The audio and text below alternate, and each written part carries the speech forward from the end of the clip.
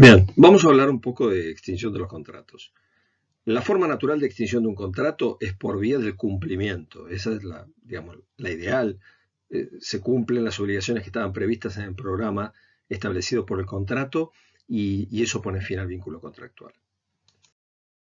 Pero puede ocurrir que el contrato termine por otras vías. Nosotros vamos a analizar básicamente las tres vías centrales que se prevén en el código para la extinción de los contratos: la rescisión, la resolución y la revocación.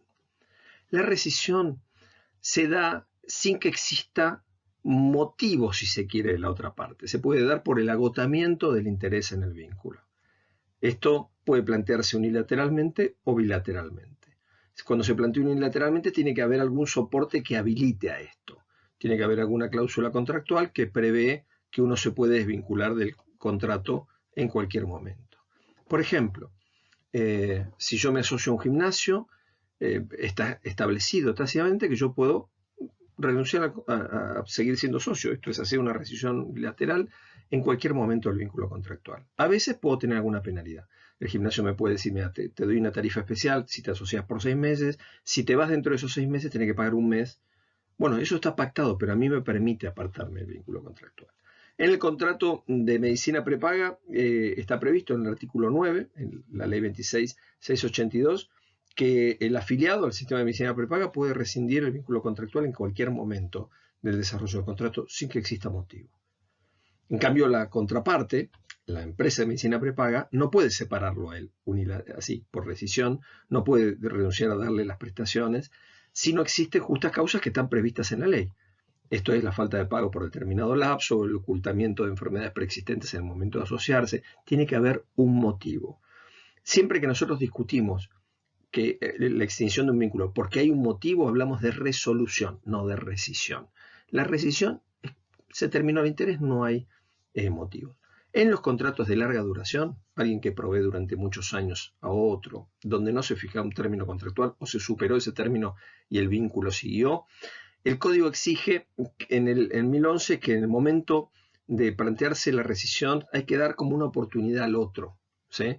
No sos vos, soy yo, etcétera, como hacer una terapia para a ver si podemos seguir adelante, y si no, se rescindirá el vínculo contractual. La revocación es una vía de extinción generalmente vinculada a causas que se plantean, que pueden darse como sobrevinientes, por ejemplo, incumplimiento de los cargos en una donación, y se da en general en contratos que suelen tener un gran componente de unilateralidad en la Constitución y suelen ser a título gratuito. Se da en la donación, se da en el mandato. Lo que pasa es que el mandato puede ser oneroso e igual ser revocado. Y ahí hay un componente de unilateralidad muy fuerte. La donación, el mandato, se dejan sin efecto por vía de la revocación. La revocación en la donación muchas veces tiene que ser ejercida por acción judicial. ¿Por qué? Porque yo estoy imputándole al otro que no cumplió con un determinado cargo, él tenía que hacer determinada actividad o donar bien o prestar actividades en favor de una fundación o algo y no lo hizo, o conservar el lugar de determinada forma y no lo hizo, el otro tiene que tener posibilidad de defenderse. Si yo estoy sosteniendo que hay ingratitud en el otro o que hay que darle posibilidad de defenderse. Entonces, muchos de los supuestos son supuestos que se tendrán que debatir judicialmente. La resolución ocurre por causas sobrevinientes. Nosotros vamos a ver que, por ejemplo, se da cuando la otra parte no cumple. Pero también se da la resolución cuando viene un supuesto de aplicación de la imprevisión o se da en los supuestos de frustración de la finalidad del contrato. Entonces, reitero: rescisión, revocación, resolución. La rescisión es la que se da por acuerdo de dos partes, y en ese caso es la bilateral, o por manifestación de una sola parte unilateral, sin que existan algún incumplimiento. Simplemente se terminó el interés en mantener el vínculo contractual. La revocación se da en los contratos unilaterales y cuando se decide dejar sin efecto por una de las partes, que es la que le otorgó poderes al otro o le otorgó una liberalidad, se decide dejar sin efecto el vínculo contractual, y la resolución por causas sobrevinientes, que pueden ser el incumplimiento o algún factor externo que altera los términos de equilibrio contractual o frustrar la finalidad del contrato. La resolución puede darse por cláusula resolutoria expresa, esto lo prevé 1086, o implícita, 1087. Es expresa cuando yo establecí un mecanismo concreto de resolución, una cláusula que establece, en caso de incumplimiento de la otra parte, qué procedimiento se sigue y cómo se resuelve el contrato. Esto puede ser particularmente interesante redactarlo en los casos en los que yo sé que el incumplimiento de la otra parte lo tengo que definir en muy poco tiempo. Por ejemplo, yo contrato una compañía de las mezcladoras de hormigón para una obra en construcción que tengo. Y yo establezco que tienen que venir a determinado día. Si no vienen, a mí me interesa tener una cláusula resolutoria que me permita poder salir a contratar otra habiendo extinguido este contrato, porque si no, el riesgo que tengo, si yo no resuelvo a tiempo, es que una mañana me aparezcan dos empresas, la anterior y la nueva, a volcar hormigón en el lugar y que yo tenga que hacer frente a los reclamos de ambas. Entonces, ahí tengo que establecer una cláusula resolutoria expresa. ¿Por qué? Porque vamos a ver, la implícita a mí me dice que es la que viene por cláusula supletoria, es como la opción por defecto, digamos. Si yo no redacté una expresa, se aplica esto, lo que prevé 1087. Yo tengo que intimar a la otra parte a cumplir dentro del plazo de 15 días o dentro del plazo acorde a la naturaleza de la obligación. Por ejemplo, yo tengo contratado el equipo de sonido para un recital que se va a hacer el sábado en un estadio y convinimos que el miércoles tiene que estar instalado el equipo de sonido para que jueves y viernes se hagan pruebas. La banda que va a tocar haga pruebas de sonido.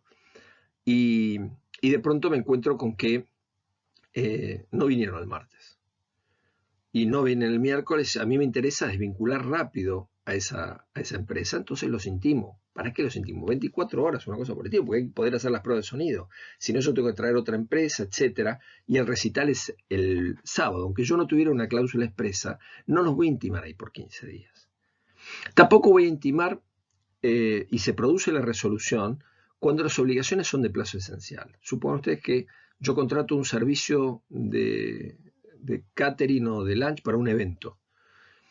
Y el evento es determinado día, la inauguración de una galería, un casamiento, un bar mitzvah, lo que fuera, y no vienen. Bueno, claro, yo no los voy a intimar para que vengan dentro de los siguientes 15 días, porque ya no me interesa, ya pasó, ya fue, ya ocurrió. Entonces, ahí se lo da por resuelto esa obligación de plazo esencial y por la naturaleza misma de la obligación se tiene por resuelto. Entonces, estas son vías que yo tengo para poder resolver. En general, esto requiere una comunicación fehaciente, una carta documento al otro, una notificación notarial, algo que a mí me permita demostrar que lo intimé. Entonces, en el caso de la implícita, yo lo voy a intimar a que cumpla, bajo procedimiento de resolución. Ojo, las palabras en derecho son caballo de Troya de las ideas. Esto quiere decir que como el caballo de Troya llevaba soldados en su vientre, las palabras llevan conceptos, ideas que se desprenden de su vientre. Entonces, si yo intimo a alguien bajo procedimiento de resolución y ese alguien no cumple, el contrato queda resuelto. Entonces, no cometan el error de poner la palabra resolución si lo único que les interesa es el cumplimiento. Porque ustedes, para asustar al otro, le ponen bajo procedimiento de resolución y el otro dice, bueno, listo, no cumple y que se resuelva el contrato. Entonces, y a lo mejor ustedes ya están viviendo en un lugar y lo que están intimando es la escrituración y qué sé yo, y queda el contrato resuelto y te tenés que ir porque se resuelve el contrato. Ya no hay razón para que permanezcas. Entonces, hay que tener cuidado en esto, hay que estudiar la situación, cuidar las palabras. Las palabras son para nosotros herramientas y hay que, como toda herramienta, debe utilizarse con cuidado y sabiendo utilizarla. Después nosotros tenemos otra extinción que se incorpora por vía de lo que se conoce como la frustración de la finalidad del contrato.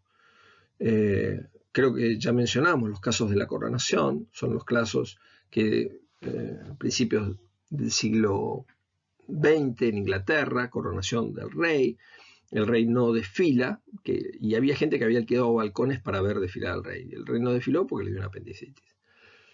Entonces ahí se planteó el tema. Miren, a partir de qué cuestión pequeña a veces se plantean teorías. Y entonces nosotros hoy tenemos incorporado a nuestro ordenamiento jurídico en el 1090 el tema de que si hay una causa que es común para las partes, si fue explicitada o puede ser reconocida, aún implícita puede ser reconocida, La frustración de esa finalidad determina la resolución del contrato. Y esto rige también en los contratos conexos, que es como que se contagian la frustración de la finalidad. Hay un contrato principal, construir algo, etcétera, y hay contratos que tienen que ver con eso, alquilar móviles, ¿no? Y se frustra esa finalidad. Nosotros ahora estamos viendo, por ejemplo, con la pandemia, una gran cantidad de frustraciones de finalidad que se van dando, cuestiones que ya no va a tener interés en otro momento producir. Entonces, bueno, vamos a ver esto en acción en los tribunales seguramente en un tiempo, a ver cómo se dirimen estas cuestiones y lo que se viene planteando. Y después lo que queda es algo conocido por ustedes, que es la imprevisión, el 1091. Dice que se aplica a los contratos conmutativos, esto es contratos donde está establecido cuáles van de ser las prestaciones a cargo de cada una de las partes con claridad en el momento mismo de la celebración. No hay grado de aleatoriedad en la determinación de la obligación a cargo de una de las partes. Puede ser de ejecución diferida o permanente, esto es, contratos que se cumplen constantemente, como el contrato de locación, mes a mes, o diferido, es un contrato que yo digo, bueno, dentro de un año me vas a proveer esto, esa es la diferida. Y también a los aleatorios, el seguro, la renta vitalicia, en tanto la imprevisión no caiga en algún elemento que sea propio del área del contrato. ¿Por qué? Supongan ustedes el contrato de renta vitalicia. ¿Cuál es el factor esencial a considerar en el contrato de renta vitalicia? El tiempo de vida del beneficiario. Yo voy a pagar una renta vitalicia por los años que vive esta persona. Y cuando se hace el contrato se prevé que la persona vivirá 85 años. Y resulta que la persona es como el Magiclick. No sé si sabrán lo que es un Magiclick, pero la propaganda del Magiclick, que era un encendedor de cocina, decía que duraba 104 años. Entonces la persona vive 104 años. El obligado a pagar la renta tiene que seguir pagándola, pero a lo mejor ya le es antieconómico. ¿Por qué? Porque hizo hacer un aporte de capital como para amortizar, como para poder cubrir esa renta a lo largo de los años estimados que iban a ser 85. La sobrevida de la persona es un alia propia del contrato. Entonces no puede invocar imprevisión porque si esta persona está viviendo mucho. Ahora, si el capital se constituyó en una moneda extranjera, por ejemplo, y la moneda sufre una devaluación terrible que determina que ese capital en gran medida se licúe y pierda valor o no permita afrontar, ahí sí, porque ese es un elemento distinto del alia propia del contrato. Entonces, ahí sí se puede plantear con relación a esos otros factores, la imprevisión. La diferencia que hay con el código anterior es que en el código anterior lo podía plantear el que estaba en posición fuerte, no el afectado, el tema de la renegociación del contrato. El afectado solo podía plantear la resolución y si el otro podía, le planteaba la readecuación. Muchos sosteníamos, yo lo había escrito en libro de contratos hace muchos años, que había que permitir que se planteara, que había que interpretar esto permitiendo a la parte más débil hacer el planteo de reconducción para tratar de conservar el contrato. Y esto el código ahora lo prevé expresamente. ¿Sí? Se puede hacer este planteo. Y finalmente, se puede plantear judicial o extrajudicialmente, por acción o por excepción. La acción es el planteo judicial, la excepción es una defensa que yo hago cuando el otro me hace un planteo. Supongo usted que me viene a exigir un cumplimiento o algo, y yo le planteo como excepción de fondo el planteo de la imprevisión. Y esto puede llevar a la resolución total o parcial del contrato o a la adecuación de sus términos.